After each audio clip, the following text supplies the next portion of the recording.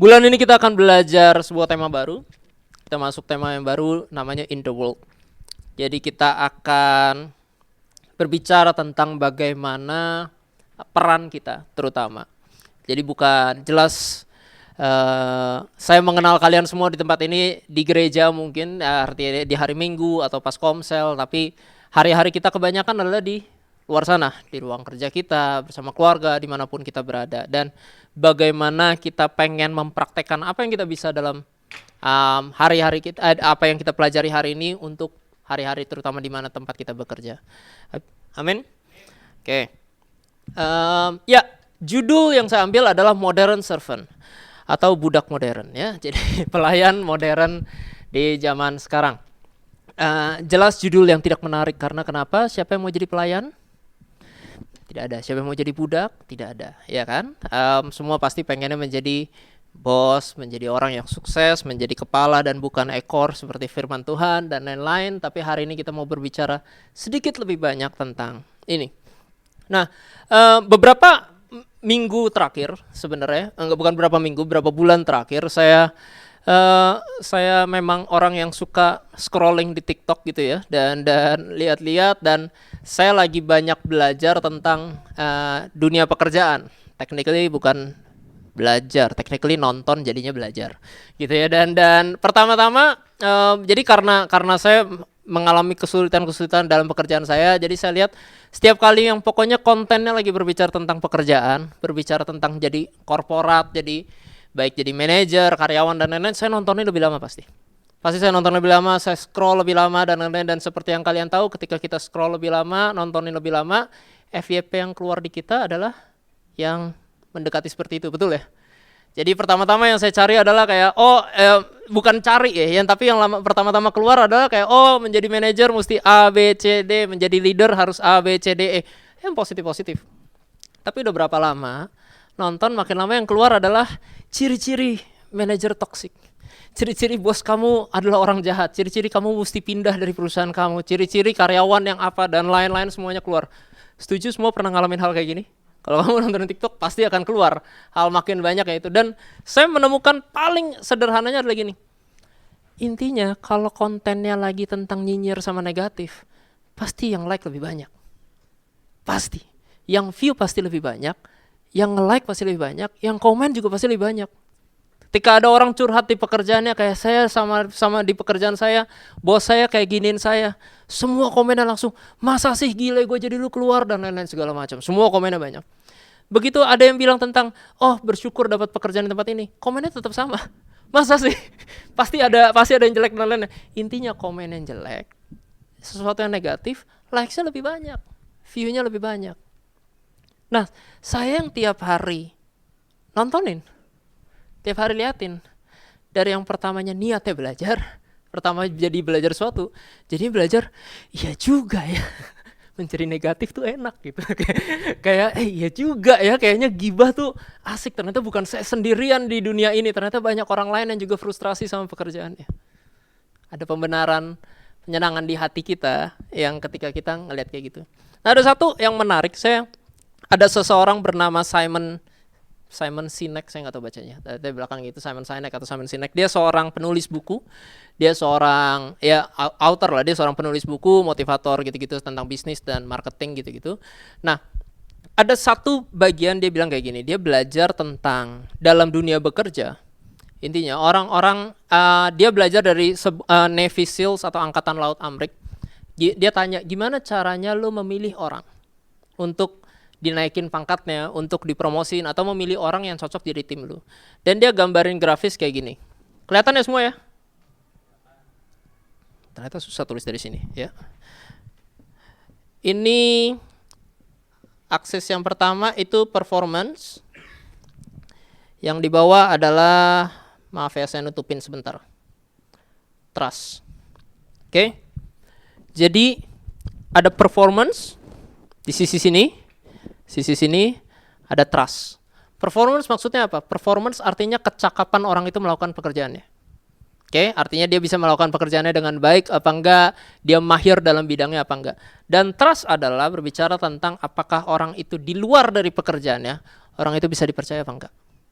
Orang itu punya karakter yang baik apa enggak? Peran moral yang baik apa enggak? Kebayang ya, jelas ya, dua aksis ini. Sekarang pertanyaannya, ada nggak yang mau kerja sama orang seperti ini? Artinya dia low performance dan low trust. Pasti nggak ada. Setuju? Jadi ini sudah di luar mau kalian, oh saya sudah beribadah setiap minggu, saya gereja 20 tahun, 30 tahun. Tidak masalah, tidak penting kalau misalkan low performance dan tidak bisa dipercaya di pekerjaan kamu. Artinya di pekerjaan kamu tidak mahir, tidak cakap, tidak semakin baik, dan juga tidak bisa dipercaya sama atasannya. Semua orang pasti mau bekerja sama orang yang di sini, betul ya? Yang dia high performance dan sangat bisa dipercaya. Semua orang pasti pengen bekerja sama orang ini. Ini hal yang sudah pasti semua perusahaan pasti pengen. Tapi kenyataannya ada juga orang high performance, artinya pekerjaannya bagus, dia melakukan pekerjaan bagus, tapi dia tidak bisa dipercaya. Orang-orang ini biasanya orang-orang yang toxic hasilnya dalam perusahaannya. Dia perform, dia bagus, dia bisa bekerja keras dan lain-lain, hasil yang dikerjakan selalu bagus, tapi karakternya tidak. Dia karakternya artinya tidak bisa membimbing sebagai leader dan lain-lain, tapi dia high performance nih. Nah dia cerita, Navy SEALs atau Angkatan Amerika sesuatu yang sangat terorganisir dan sangat rapi akan lebih memilih orang-orang yang di sini mid performance tapi bisa dipercaya, atau bahkan katanya low performance tapi bisa dipercaya, kasarnya. Meskipun akan lebih pilih yang mid pasti. Ya, dia akan lebih pilih orang-orang di sini. Kenapa? Karena karakter ini lebih susah diajarin ya. Performance dapat hasilnya langsung, tapi karakter ini susah diajarin ya. Dan untuk suatu hari mereka punya tim, mereka harus butuh tim yang punya high trust satu sama lain. Terutama ini karena angkatan laut, semuanya mereka harus saling percaya sama lain. Ini sebenarnya berlaku juga di semua perusahaan, semua pekerjaan yang kamu akan kerjain. Ya, kamu akan lebih milih orang-orang yang di sini karena skillnya suatu hari bisa mengejar, tapi karakternya akan lebih susah diubah. Tapi dilemanya apa sekarang? Satu, di semua perusahaan banyak cara menilai performance, tapi nggak ada cara menilai trust. Setuju? Kalau masuk perusahaan manapun, nomor satu pasti dikasihnya apa? KPI. Ya kan? Ada KPI, ada OKR, ada apa segala macam, apapun itu. Tapi intinya pada saat kamu masuk bekerja, kamu dikasih sebuah skor atau nilai apakah kamu mengejar pekerjaan kamu, penilaian kamu dengan baik dan apa enggak. Itu sudah pasti ada. Dan banyak sekali cara, bukan cuma dua yang tadi saya sebutin, ada banyak sekali cara untuk menilai performance seseorang. Tapi tidak ada matriks atau penilaian untuk mengukur apakah orang ini bisa dipercaya atau enggak. Apakah orang ini punya karakter yang benar apa enggak. Dan akhirnya jadinya apa? Banyak perusahaan salah memilih orang-orang yang dinaikin pangkatnya. Karena yang dikejar adalah yang penting hasil. Startup di zaman sekarang itu lebih cepat lagi. Kalau corporate mereka bisa ini, tapi kalau startup zaman sekarang, mereka mesti rapid growth, mereka mesti bertumbuh lebih cepat lagi dan lain-lain. Jadi yang sangat dikejar adalah performance-nya dulu. Nggak cukup kalau orang di sini sambil kita ngajarin, nggak cukup waktu, ketinggalan sama yang lain, kebakar habis duitnya. Harus cari orang yang high performance. Nah, untuk dampaknya buat kita apa? Buat kita yang lagi mulai bekerja, yang mulai cari kerja, karena perusahaan nilainya performance yang lebih penting, kita sibuk kejar ini, bener gak? Tapi kadang-kadang kita lupa bahwa ininya juga penting. Saya kerja keras, tapi teman saya ngejilat yang dinaikin. Saya kerja keras, tapi bos saya tiba-tiba bilang saya yang kerjain loh. Udah, nama saya gak kedengeran. Akhirnya saya harus melawan mereka, jangan mau kalah dan lain-lain, supaya performance saya kesannya ada di atas, tanpa membangun trustnya di bawah. Ini sad truth, tapi ini kenyataan yang terjadi. Banyak sekali perusahaan akan lebih mudah menilai orang yang high performance, tapi tidak ada cara untuk menilai high trust. Ini sad issue-nya ya, gitu loh. Nah, buat kita para pekerja semuanya, baik pekerja maupun business owner atau apapun kamu posisinya saat ini, influencer dan lain-lain, tidak ada masalah karena sebenarnya ini akan tetap berlaku dalam segala kehidupan kamu. Gitu loh. Jelas secara indah kita pasti pengen di sini. Tapi kenyataannya kadang-kadang nggak selalu semudah itu, benar kan ya?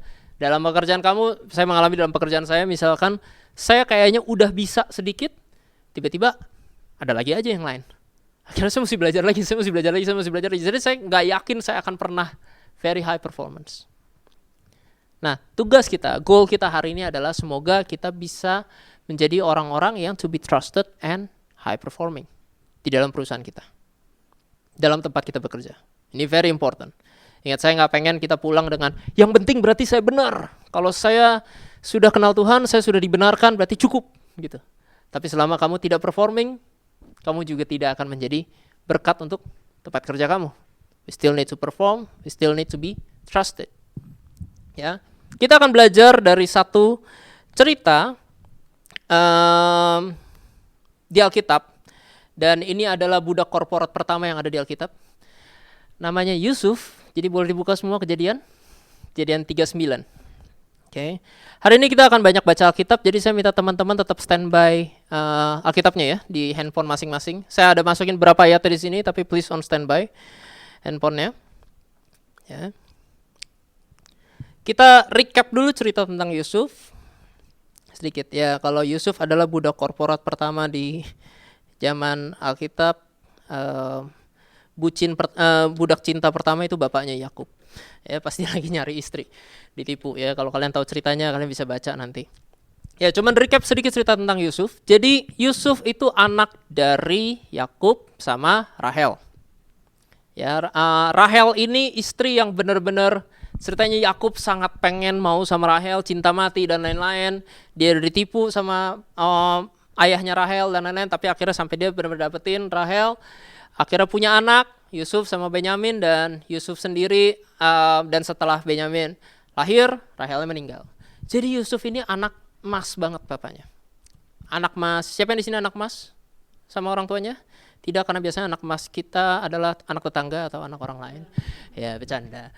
Nggak, cuman ya kayak biasanya di sini Yusuf itu anak emas, dia disayangi sekali sama bapaknya, tapi sayangnya dia jadi dibenci sama semua saudaranya. Oke, dia dibenci sama semua saudaranya. Kejadian 37 itu menceritakan tentang bagaimana Yusuf yang saking dibenci sama saudara-saudaranya, dia pengen dibunuh pertamanya, nggak jadi. Akhirnya disiksa doang, dilempar ke sumur.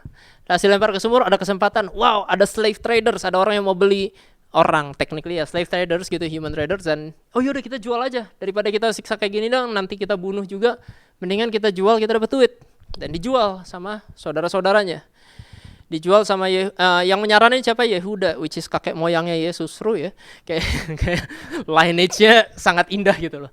Ya, jadi ya dijual aja, dan akhirnya dijual ke pedagang Ismail dan dikirim sampai dibeli sama Potifar di Mesir. Oke. Nah, Kejadian 39 saya akan sambil bacain dan beberapa ayat akan saya highlight. Kejadian 39 ayat 1, adapun Yusuf telah dibawa ke Mesir dan Potifar, seorang Mesir pegawai istana Firaun, kepala pengawal raja, membeli dia dari tangan orang Ismail yang telah membawa dia ke situ. Ayat 2, tetapi Tuhan menyertai Yusuf sehingga ia menjadi seorang yang selalu berhasil dalam pekerjaannya. Maka tinggallah ia di rumah tuannya orang Mesir itu. Ayat 3, setelah dilihat oleh tuannya bahwa Yusuf disertai Tuhan dan bahwa Tuhan membuat berhasil segala sesuatu yang dikerjaannya, maka Yusuf mendapat kasih tuannya dan ia boleh melayani dia. Kepada Yusuf diberikannya kuasa atas rumahnya dan segala miliknya diserahkannya pada kekuasaan Yusuf. Okay. Sejak ia memberikan kuasa dalam rumahnya dan atas segala miliknya kepada Yusuf, Tuhan memberkati rumah orang Mesir itu karena Yusuf, sehingga berkat Tuhan ada atas segala miliknya, baik yang di rumah maupun yang di ladang. Ayat 6, segala miliknya diserahkannya pada kekuasaan Yusuf, dan dengan bantuan Yusuf ia tidak usah lagi mengatur apapun selain dari makanannya sendiri. Adapun Yusuf itu manis sikapnya dan elok parasnya. Penting, ganteng intinya Yusuf orangnya. Ya, ganteng dan mulutnya manis. Nah, dari ayat ini diceritain bahwa Yusuf yang udah dijual masuk ke rumah Potifar. Potifar itu kepala pelayannya Firaun Raja Mesir. Dan di sana dia bekerja dengan baik. Oke. Dia bukan cuman kayak, oh karena ganteng, gue serahkan semua rumah gue nih ke orang ini. Mungkin gak kira-kira? Secara logika, apakah hal itu akan terjadi? Gak mungkin. Setuju ya? Karena dia mampu, dia bekerja dengan baik, hasilnya baik, sampai Potifar itu mempercayakan dari yang pertama kecil, dikit-dikit, makin lama makin banyak, sampai seisi rumahnya dipercayain ke si Yusuf. Bahkan jadi makanya tadi ditulis bahwa Yusuf itu benar-benar, Potifar cuma perlu mikirin, gue makan apa ya? Itu asik banget ya. Kayak pengen lo punya staff suatu hari yang kayak gitu. Tinggal pikirin kita bangun pagi kayak, gue makan apa ya? Kayak jadi pekerja yang sampai ke situ gitu loh. Jadi kayak karena saking bagusnya dia mengerjakan segala hal, dan hebatnya bukan cuman gara-gara dia bekerja dengan baik dan dia dipromosiin, tapi ditulis di sini ya bahwa tuannya Potifar yang ngelihat Yusuf bisa ngelihat bahwa lu disayangin sama Tuhan, lu diberkati sama Tuhan. Artinya orang Mesir ini tidak mengenal Tuhan loh, tapi karena dia melihat Yusuf, dia melihat gimana dia diberkati Tuhan dan apa yang dikerjaannya berhasil, dia mempercayakan, dan melalui Yusuf seisi rumahnya Potifar itu diberkati semuanya. Bukan cuma rumahnya, ladang pekerjaannya Potifar semuanya diberkati melalui seorang Yusuf. Satu pesan yang pertama, tulisan di atas adalah dari pelayan Yusuf. Tuhan tidak terbatas oleh titik-titik-titik, ini yang kalian isi sendiri. Mungkin Tuhan tidak terbatas oleh keadaan kita. Tuhan tidak terbatas oleh kecemasan, kekhawatiran kita. Kuasa Tuhan tidak terbatas oleh ketakutan kita sendiri. Yusuf ini seorang slave trader, imigran yang gak ngerti bahasanya, dia mesti belajar dari nol. Dia mesti masuk dengan mental sebagai, kamu tahu budak itu sama dengan tidak punya kekuasaan, tidak punya kemenangan, tidak punya authority atas dirinya sendiri. Itu budak pada zaman dulu. Oke, itu benar-benar dia tidak punya otoritas atas kehidupannya sendiri. Semua tergantung tuannya. Tapi dia mengerjakan apa yang dipercayakan kepadanya. Dan Tuhan gak terbatas oleh keadaan dia. Makanya apapun yang dikerjaannya berhasil. Kadang-kadang jangan-jangan kita bukan yang membatasi Tuhan bekerja sama kita. Itu kita sendiri. Gak bisa kayaknya. Tuhan baru akan memberkati saya kalau saya di perusahaan yang besar. Kalau saya di perusahaan ini dengan bos yang toksik ini, tidak akan ada hal besar yang bisa terjadi. Tuhan baru memberkati saya, Tuhan baru bisa bekerja melalui saya dan memberkati banyak orang. Kalau saya sudah sukses, punya banyak uang dan lain-lain segala macam, baru saya bisa. Kalau saya sekarang masih karyawan dengan gaji bahkan gak nyampe UMR, I don't think God can. Terlalu kecil untuk saya bisa memberkati orang lain. Saya cerita kayak gini bukan karena ini kira-kira, tapi memang benar banyak sekali orang yang datang dengan pembawaan seperti itu. Mereka datang dan bercerita bahwa saya berpikir kalau saya sudah punya lebih, baru saya bisa memberkati orang lebih. Itu yang kita membatasi tangan Tuhan sendiri. Karena tangan kita segini gak bisa lah. Nanti tunggu lebih gede lagi, tunggu lebih berhasil lagi. Merrick sharing waktu itu di bulan lalu di umum, dia bilang, Tuhan selalu ada, tapi pertanyaannya apakah kita libatin Tuhan dalam kehidupan kita apa enggak? Tuhan selalu ada di setiap saat, setiap momen kehidupan kita. Pertanyaannya kita libatin Tuhan dalam hari-hari hidup kita di dunia enggak? Di pekerjaan kita enggak? Kita bawa Tuhan enggak? Pada saat saya mau meeting, apakah saya bawa Tuhan bantu saya pimpin meeting ini, atau saya bawa pengalaman saya? Atau saya bawa, saya sudah belajar banyak, saya tahu lebih banyak dari mereka semua? Atau saya bawa Tuhan? Di pekerjaan bisnis planning kamu, apapun yang kamu kerjakan, di meeting kamu, study kamu, apapun itu, kamu bawa Tuhan, libatin Tuhan dalam pelajarannya, atau kamu bawa pengalaman kamu hari ini? Ya, di ayat tadi dibilang bahwa Tuhan gak terbatas, bahkan ketika Yusuf yang budak itu, yang kelasnya di paling bawah, yang dibeli cuma seharga 20 shikal gitu ya, bisa memberkati Potifar sampai seisi rumahnya melalui dia, dan sampai tuannya kenal Tuhan gara-gara ngelihat dia. Kita bisa jadi perpanjangan tangan Tuhan untuk memberkati orang lain. Tapi hari ini kita batasinnya dengan makan buat saya aja gak cukup, tidur aja belum bisa, gimana gue berkatin orang? Happy aja belum, gimana kasih semangat buat orang? Ya, ini first question pertama. Setiap orang pasti punya hal-hal sendiri, tapi kalian coba imagine dalam hati kalian sendiri, apa sih yang lagi membatasi kalian hari ini untuk membiarkan Tuhan bekerja dalam hidup kita? Pikiran apa yang lagi batasin kita sendiri? Oke, lanjut. Kejadian 39 ayat 7-9. Masuk area kedua. Selang beberapa waktu, istri tuannya memandang Yusuf dengan berahi, lalu katanya, marilah tidur dengan aku. Ya, cowok ganteng ini lagi digoda. Tetapi Yusuf menolak dan berkata kepada istri tuannya itu, dengan bantuanku, tuanku itu tidak lagi mengatur apa yang ada di rumah ini. Dan ia telah menyerahkan segala miliknya pada kekuasaanku.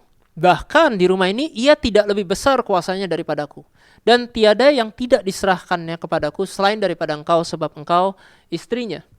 Bagaimanakah mungkin aku melakukan kejahatan yang besar ini dan berbuat dosa terhadap Allah? Ini menarik banget loh.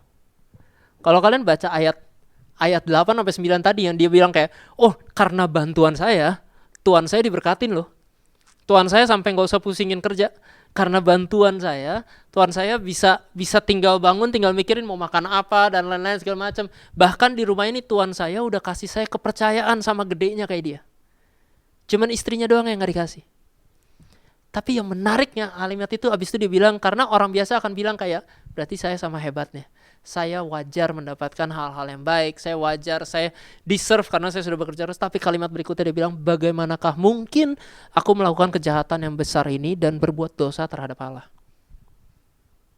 Itu one level of amazing karakter yang saya pas baca-baca lagi kayak, ada ya orang kayak gini ya. Karena di zaman sekarang kalau kita udah kerja rajin, dan kadang-kadang levelnya kamu tetap karyawan loh. Ada masanya di mana kita kayak pengen lebih. Ada masanya di mana kita berasa kayak harusnya kita dapetin lebih gede daripada ini. Itu yang tetangga sebelah yang menjilat mereka dipuji. Kok saya enggak? Dan lain-lain segala macam. Tapi orang ini tahu batasnya. Dan dia tahu siapa yang kasih. Makanya dia bilang, dia bukan tulis berdosa kejahatan yang besar dan berbuat dosa terhadap Allah. This is very interesting. Dan kejadian lanjut, agak loncat sedikit. Kejadian 39-10. Walaupun dari hari ke hari, saya highlight bold di sini, perempuan itu membujuk Yusuf. Yusuf tidak mendengarkan bujukannya itu untuk tidur di sisinya dan bersetubuh dengan dia. Dulu pas saya kecil, saya pikir istrinya Potifar cuma godain Yusuf sekali. Habis itu berhasil. Habis itu lewat gitu ya. Yusuf lari. Di cerita selanjutnya kan kalian tahu yang gimana dia lari dari godaan itu dan lain-lain.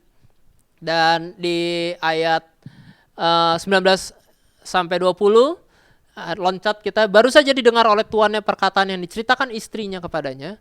Begitulah aku diperlakukan oleh hambamu itu, maka bangkitlah amarahnya. Lalu Yusuf ditangkap oleh tuannya dan dimasukkan ke dalam penjara, tempat tahanan-tahanan raja dikurung. Demikianlah Yusuf dipenjarakan di sana.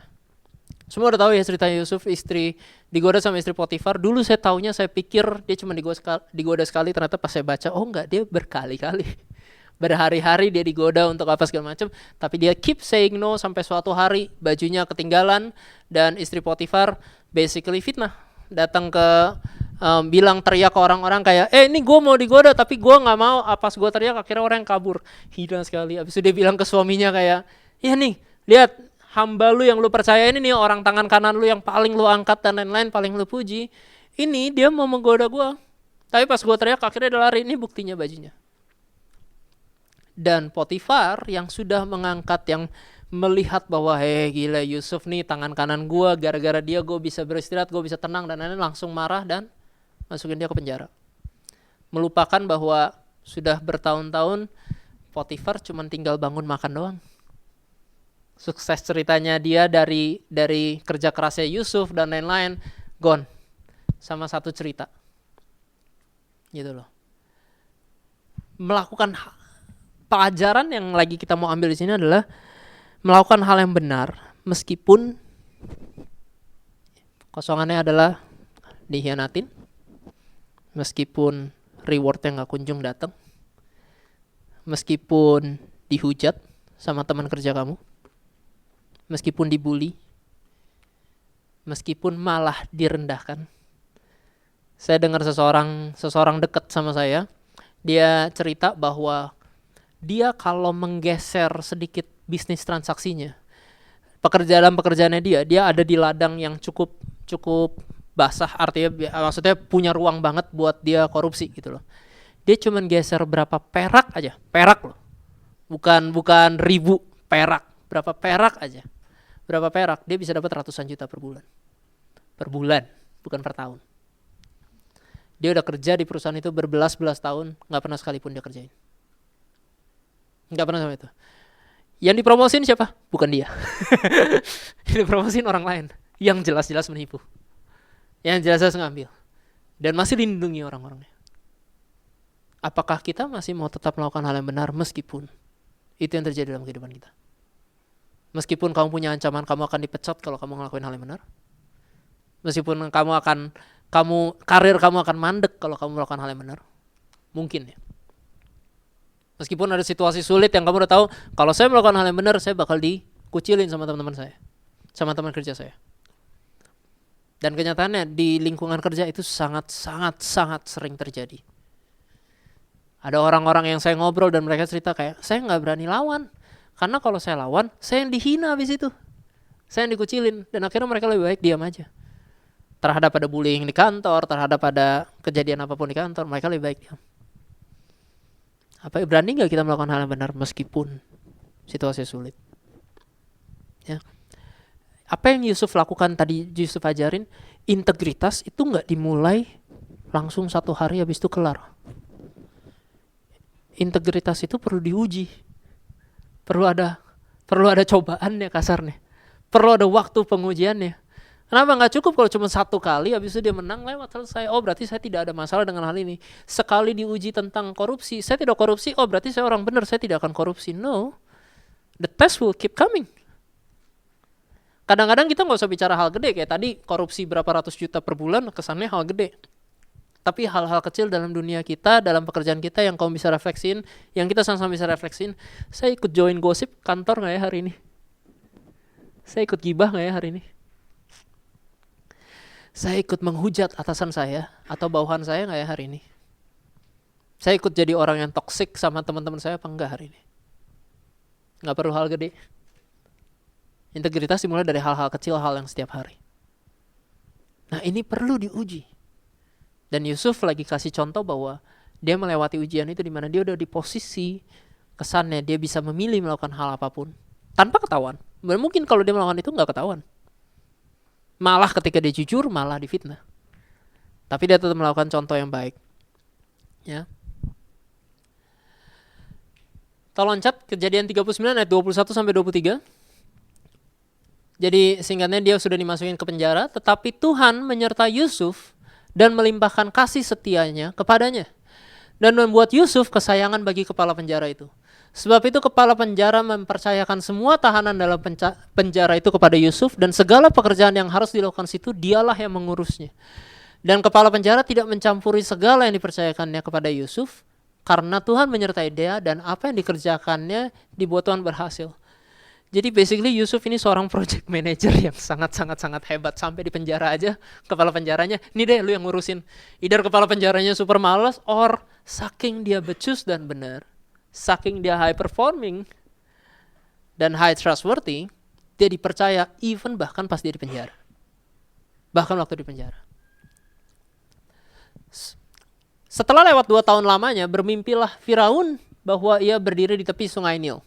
Kita loncat satu pasal lah. Jadi dari 39 kita loncat ke pasal 41. Di pasal 40 kalau kalian baca itu tentang juru minum sama juru roti yang dia menafsirkan mimpinya mereka. Tapi sedihnya adalah setelah ditafsirkan, setelah dibantu, juru minumnya melupakan dia. Dan melupakannya berapa lama? 2 tahun di penjara. Setelah 2 tahun lamanya basically bermimpilah Firaun bahwa ia berada di tepi sungai Nil, ayat 14. Dan di situ intinya Firaun nervous, Firaun stres kayak ya gimana nih ada mimpi kayak gini, udah 2 kali dia mimpi, 2 mimpi yang berbeda, tapi dia nggak ada yang bisa artiin dan lain-lain. Dan pas dia ceritain ke staff-staffnya, juru minum bilang kayak, saya baru inget, ini ada hamba Ibrani di penjara yang dulu artiin mimpi saya. Jadi ya dia membantu saya waktu itu gitu loh. Dan apa yang dia tafsirkan benar. Dan Firaun bilang oke, panggil dia. Dan di ayat 14 dibilang, kemudian Firaun menyuruh memanggil Yusuf. Segeralah ia dikeluarkan dari tutupan. Ia bercukur dan berganti pakaian lalu pergi menghadap Firaun. Berkatalah Firaun kepada Yusuf, aku telah bermimpi dan seorang pun tidak ada yang dapat mengartikannya. Tetapi telah kudengar tentang engkau, hanya dengan mendengar mimpi saja engkau dapat mengartikannya. Yusuf menyaut Firaun, bukan sekali-sekali aku, melainkan Allah juga yang akan memberitakan kesejahteraan kepada tuanku Firaun. Percaya pada prosesnya Tuhan, meskipun kita nggak tahu sampai kapan.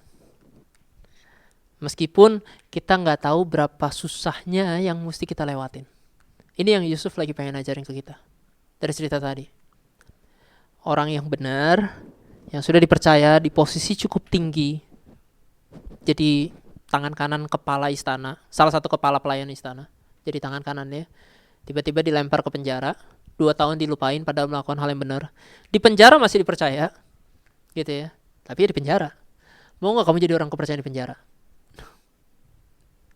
Karena dia posisinya bukan sebagai bebas loh, di posisinya tetap di penjara, tetap sebagai budak. Dan habis itu ketika akhirnya ada opportunity-nya dan dia dipanggil, ya itu lewat masa 2 tahun. Proses Yusuf di sini, Yusuf itu pertama dijual itu umur 17 tahun. Ada di Alkitab, kalian bisa baca. Umur 17 tahun.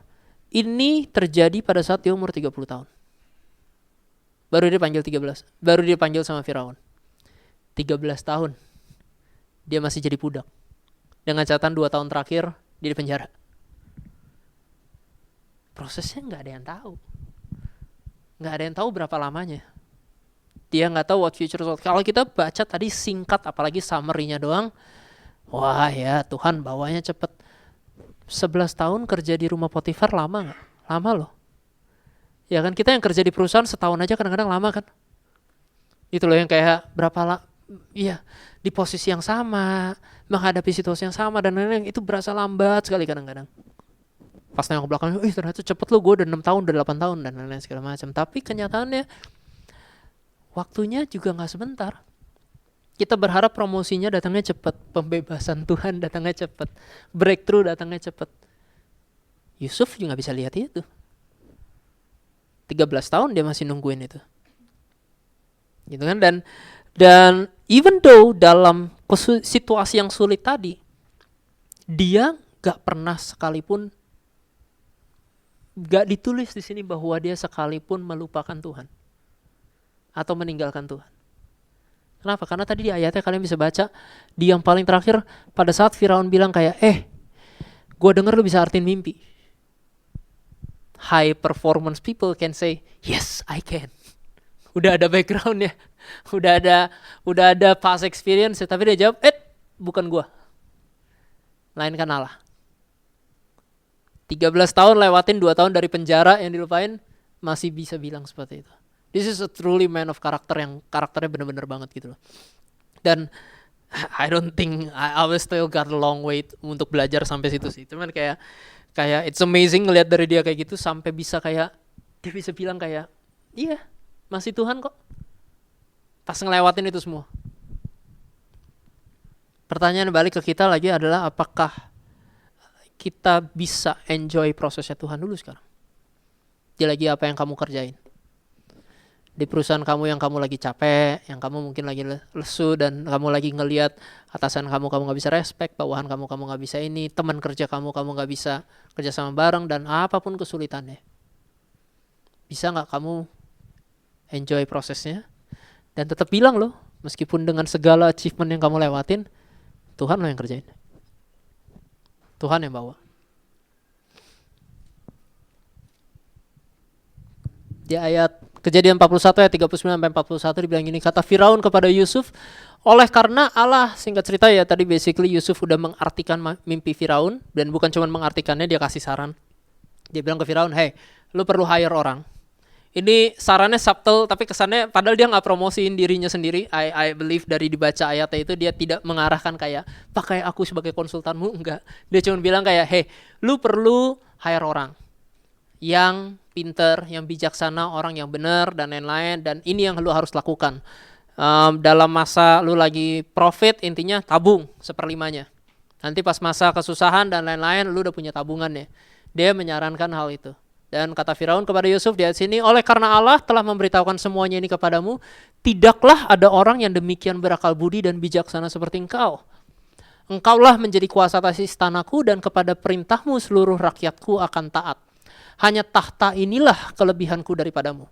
Selanjutnya Firaun berkata kepada Yusuf, dengan ini aku melantik engkau menjadi kuasa atas seluruh tanah Mesir. Keren ya, dari tadi udah lewatin susah-susahnya dan lain-lain. Akhirnya dia diangkat menjadi kepala negara lah basically. Tangan kanannya Firaun. Sebelumnya cuma kepala rumah pelayan, sekarang kepala negara Mesir. Dia menghandle semuanya. Dan dia kerja.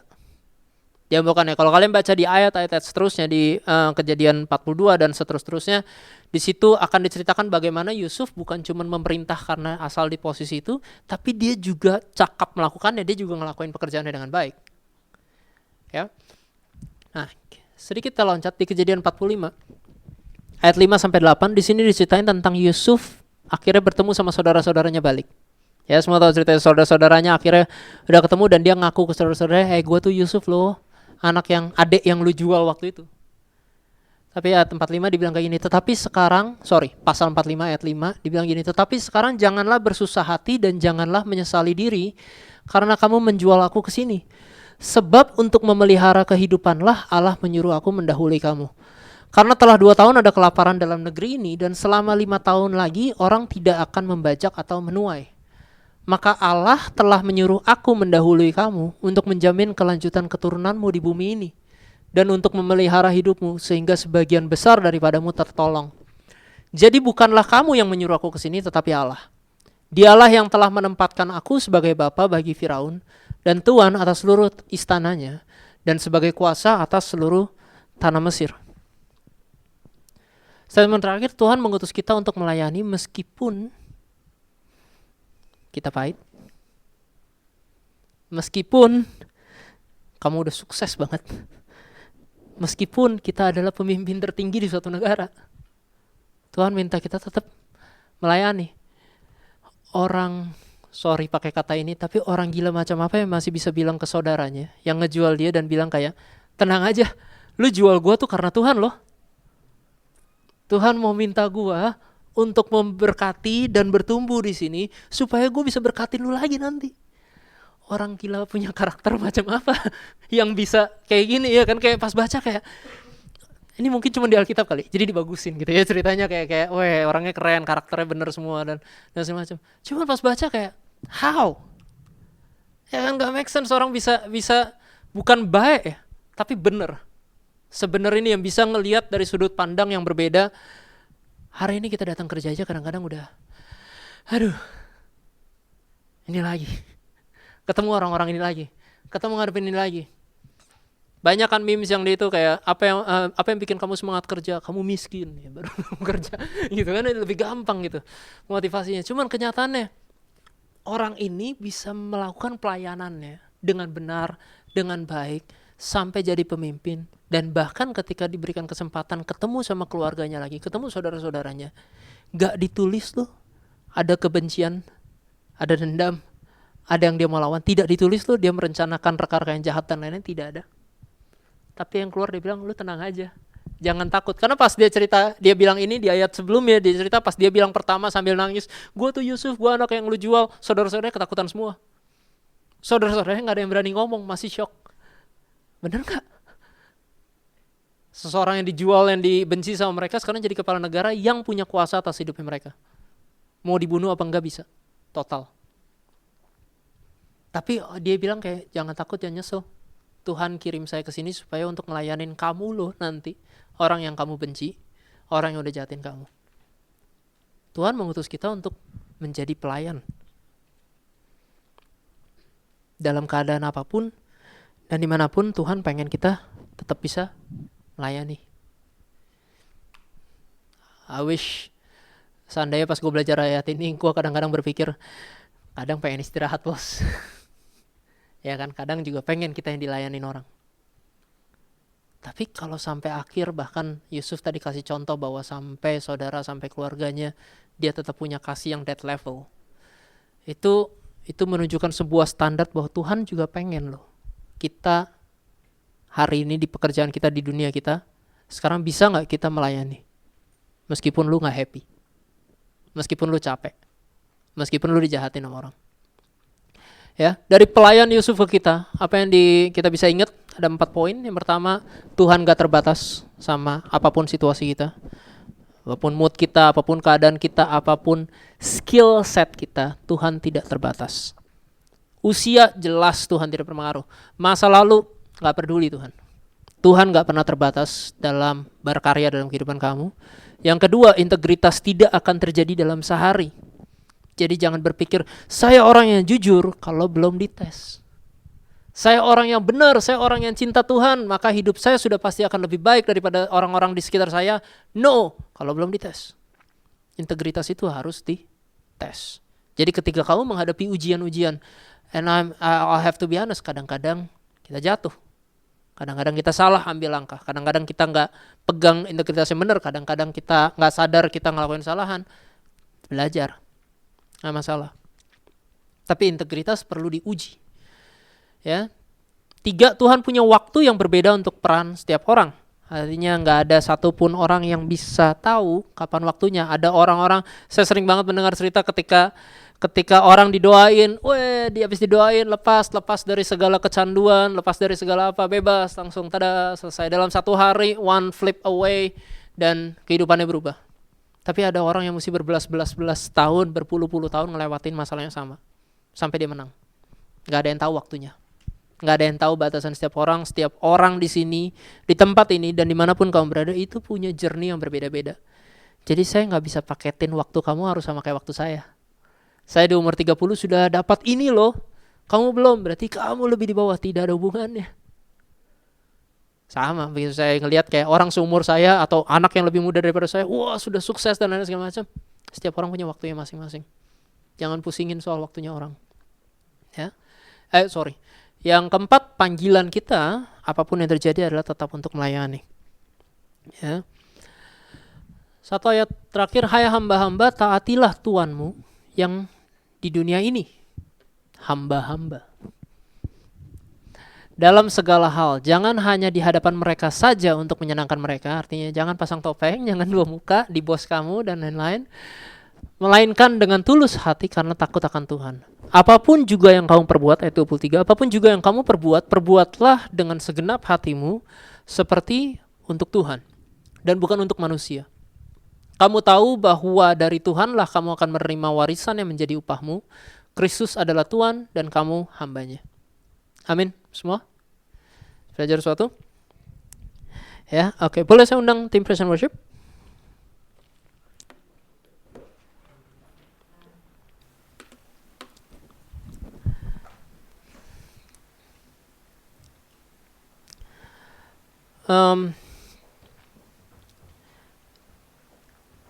Jadi saya boleh, ya nggak apa-apa, diangkat aja.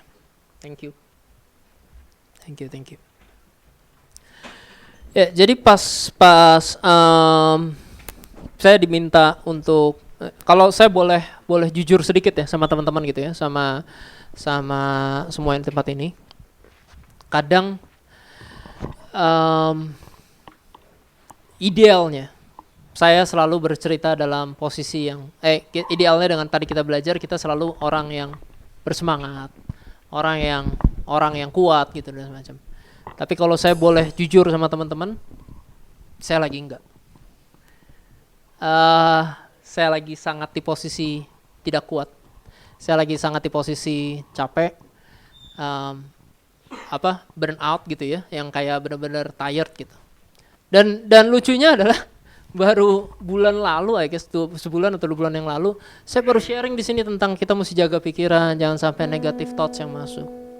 2 minggu sebelumnya saya khotbah di ibadah pria. Kemarin saya berbicara tentang burnout, bahwa setiap orang bisa prone sama burnout dan orang bisa capek. Gak berapa hari kemudian saya capek. Gak enak ngomongnya. Gak berapa hari kemudian saya yang benar-benar capek dan kayak masalah mungkin kecil, masalah yang kayak tiba-tiba aja numpuk dan berasa very very tired. Very unhappy, very tired. Dan ketika pada saat saya lagi ngerasa kayak gitu, segala pikiran yang jelek pasti makin banyak lagi yang bertubi-tubi, makin banyak lagi yang datang, makin banyak lagi. Saya ngomong sama istri saya gitu ya, dan aku bilang, saya bilang kayak, aduh, anakku lagi capek banget, nggak tahu kenapa, lagi suddenly feel very burnt out and very tired. Ini within this week, sebenarnya bahkan. Jadi pas Merrick minta kayak, can you help me prep for next week? Yes. Habis yes, besokannya ngomong apa ya gue? Lagi capek. I don't know what to say. Dan pas saya cerita sama istri saya, I thank God, maksudnya dia benar-benar very supportive, dan dia tanya, how can I help? And I realize I don't know. I don't know what can you do, gak tahu. Karena emang saya selama saya bersyukur saya siapin pas saya siapin tentang burnout dan lain-lain, saya tahu bahwa itu urusan saya sama Tuhan. Gitu. Orang-orang sekitar saya bisa support dan lain-lain, bisa ngomong, istri saya bisa support dan bilang oke, aku temenin supaya dia kasih ruang buat saya istirahat sedikit dan lain-lain. Tapi ultimately itu saya sama Tuhan, hati saya sama Tuhan. Pada saat saya lagi capek dan saya lagi burnout banget. Sampai berapa hari yang lalu pun saya masih berpikir, apa sih yang saya mau pelajari, saya mau bahas di minggu ini. Dan ya udah, akhirnya saya baca tentang Yusuf ini. Saya baca sebanyak-banyaknya dan saya lihat, kalau tadi kita dengar glory orang yang punya karakter sampai that level ya, jarang banget di Alkitab. Yang punya karakter saking benernya, gak ada bobroknya sama sekali, Yusuf ini yang benar-benar sampai akhir harinya kayak benar-benar bisa mengangkat Tuhan. Dengan statusnya, meskipun dia kepala negara Mesir, dia tetap pelayan loh. Statusnya, dia tetap karyawan, dia tetap second in command. Dia penguasa, yes, tapi dia tetap second in command, his title. Gitu loh, dia sampai di akhir hidupnya dia umur sekitar 120-an, saya lupa 120-an persis berapa, 100-an ke atas gitu ya. Selama sampai di umur itu, dia terus bekerja loh. Dia terus memimpin negara itu dengan baik sampai bangsa Israel. Setelah cerita Yusuf yang kalian akan baca adalah cerita tentang Musa. Sampai bangsa Israel itu bertumbuh begitu besar di Mesir, itu dimulai dari Yusuf yang dikirim Tuhan lewat pembuangan, lewat jadi budak. Dan saya baca betapa hebatnya orang ini, saya berpikir kayak, gimana ya? Enak kali mungkin karena dia cerita Alkitab, kesannya ada di Bible, tidak ada stresnya dan lain-lain segala macam, tapi ternyata ada. And it cheers me up sedikit. Di Kejadian 41 ayat 51 sampai 52 dibilang gini. Sorry, saya sambil bukain aja. Kejadian 41 ayat 51 sampai 52, yaitu ketika Firaun sudah mengangkat dia jadi kepala. Dan Firaun kasih anaknya buat jadi istrinya, gitu ya.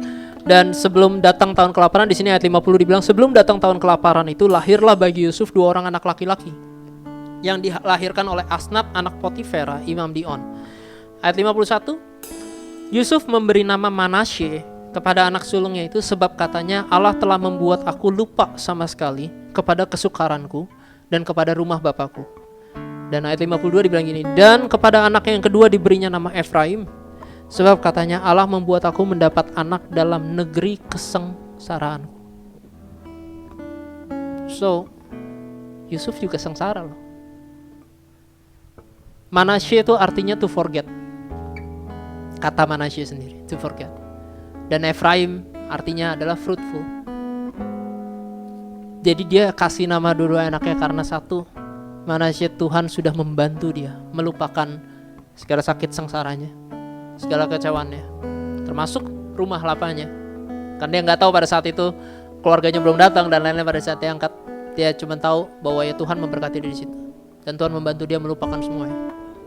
Dan Efraim dia berfruit, dia berbuah meskipun di ladang, di tanah yang dia sengsara, di situasi yang dia very unhappy.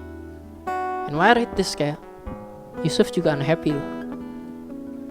Apa yang membuat saya punya hak? Saya unhappy, saya gak mau melayani Tuhan. Saya unhappy, saya capek, saya gak mau berbuat baik sama orang sekitar saya. Saya unhappy, saya capek, saya sudah disiksa, saya sudah dikecewain dan lain-lain. Saya tidak mau melakukan hal melayani Tuhan. Apa yang membuat saya punya hak melakukan itu? Orang ini bahkan bilang bukan cuma Kita bilang mungkin cuman bos kita, mungkin cuman teman kerja kita, seperintil itu. Orang ini bilang negeri kesengsaraan. The way isi Mesir itu udah seakan-akan ini negeri di mana saya ngelewatin banyak hal yang sengsara dan sakit hati. Tapi dia bisa tetap melayani. Tapi dia tetap bisa have that mentality. It's crazy dan saya jadi menyadari contoh ini bukan cuma terjadi di Yusuf, tapi sama Tuhan yang kita percaya sendiri adalah orang yang seperti itu. Matius 20 ayat 25, tetapi Yesus memanggil mereka lalu berkata, kamu tahu bahwa pemerintah-pemerintah bangsa-bangsa memerintah rakyatnya dengan tangan besi, dan pembesar-pembesar menjalankan kuasanya dengan keras atas mereka. Tidaklah demikian di antara kamu, barang siapa yang ingin menjadi besar di antara kamu, hendaklah ia menjadi pelayanmu. Dan barang siapa yang ingin menjadi terkemuka di antara kamu, hendaklah ia menjadi hambamu. Sama seperti anak manusia ayat 28. Sama seperti anak manusia datang bukan untuk dilayani, melainkan untuk melayani, dan untuk memberikan nyawanya menjadi tebusan bagi banyak orang. Hari ini kita lagi menyembah Tuhan yang datang ke dunia buat melayani kita. Tuhan loh. Apa hak kita sih untuk bilang gak mau I deserve my happiness dulu, I deserve my greatness dulu, saya deserve accomplishment saya dulu, saya deserve this, segala macam. Padahal Tuhan yang kita sembah aja Tuhan yang mau datang buat ngelayanin dulu. Meskipun hal-hal yang tadi juga dia lewatin. Sudah benar tetap diinjek. Kamu mungkin udah benar di pekerjaan kamu tetap gak dipromosiin.